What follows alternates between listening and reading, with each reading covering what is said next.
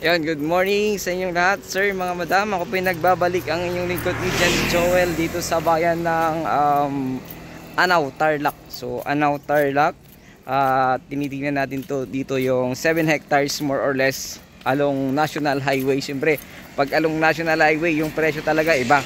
Medyo malaki. Tapos from Tiplex ito, siguro almost 2 kilometers.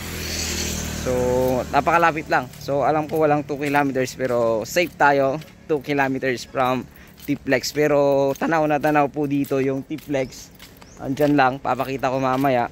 At yung exit nya tanaw na tanaw rin po sa drone natin. Kung naalala nyo yung 5 hectares na blinag ko, ganun din po yung halos ganun kalapit.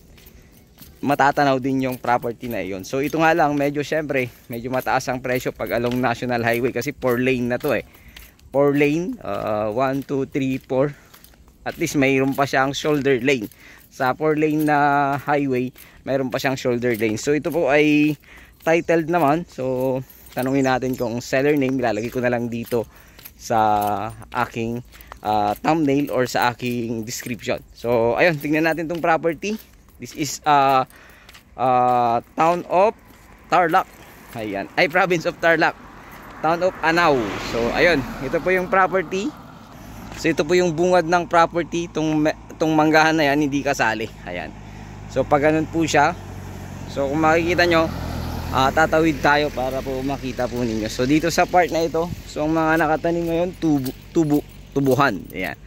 So ito yung property. So nasa 150 meters frontage po ito. Napakaluwang. So yung lalim naman niya, hindi naman siya ganun kalalim. So ganyan lang siya. So siguro mga at least 2 meters. Malalim din pala. Kasi tumaas tong itong drainage, itong tumaas. So yun yung Tiplex. Ayan, tanaw na tanaw yung Tiplex. Pamaliit lang tayo kaya hindi makita. So kung makikita nyo, nandun yung ayan yung exit ng Tiplex Anao. So ayun, bayan ito ng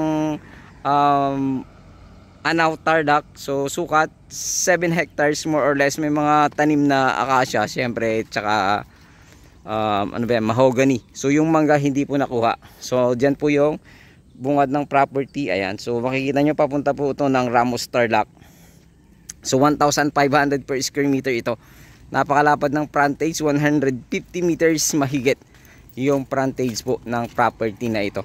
So mga nakatanim, may kunting mangga. So dalawa yata, parang iisa. So mga acacia yung meron. So ito ay titulado, pero kausapin natin yung seller kung pangalan po niya. So ilalagay ko na lang dito sa description or sasagutin ko po sa mga kasagutan po ninyo, katanungan po ninyo. So ayun, muli ulitin ko, bayan po ito ng Anao, Tarlac. At mayroong 150 meters mahigit na frontage at 7 hectares more or less. So sabi naman ng kausap natin 7 hectares.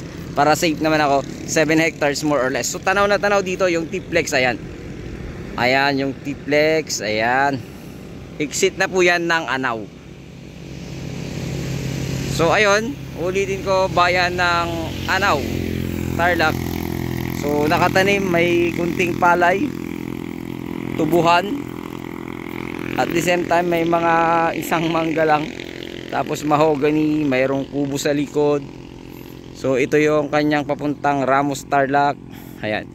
So ayun, ulitin ko, bayan ito ng Anao, Tarlac. Sukat ay 7 hectares. From Tiplex, at least 2 kilometers. From Manila, 2 hours below. 2 hours below lang ito drive. Wag lang kayong mag-almusal sa daan at kumain sa daan. Yon, 2 hours lang siya. Kulang-kulang 2 hours from Tiplex. So ayun, please like and share sa aking munting channel, Mucha and Joel Vlog. So 1,500 per square meter ito.